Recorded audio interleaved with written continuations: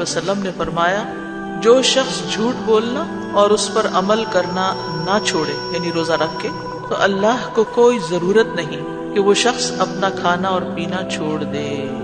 یعنی جو شخص روزہ تو رکھ لیتا ہے, حلال کھانا پینا چھوڑ دیتا ہے, لیکن حرام کاموں کا ارتکاب نہیں چھوڑتا, تو ایسے شخص کے روزے کا فائدہ کوئی نہیں. یعنی جو روزہ رکھ کے گناہ نہیں چھوڑتا, خالی جھوٹ بولنا نہیں بلکہ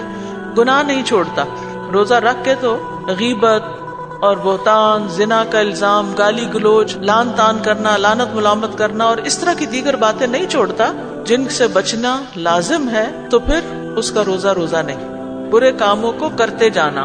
تو ان کا گناہ بھی ایسا ہی ہے جیسے جھوٹ کا گناہ ہے. تو اللہ کو اس کی کوئی ضرورت نہیں, یعنی اللہ تعالیٰ ایسے شخص کی طرف دیکھتا بھی نہیں, نہ اس کی پرواہ کرتا ہے, نہ اس کے عمل کو قبول کرتا ہے, نہ اس کے روزے سے ہونے کی کوئی اس کو پرواہ ہے کہ روزے سے ہے یا نہیں. تو روزے کا اصل مقصد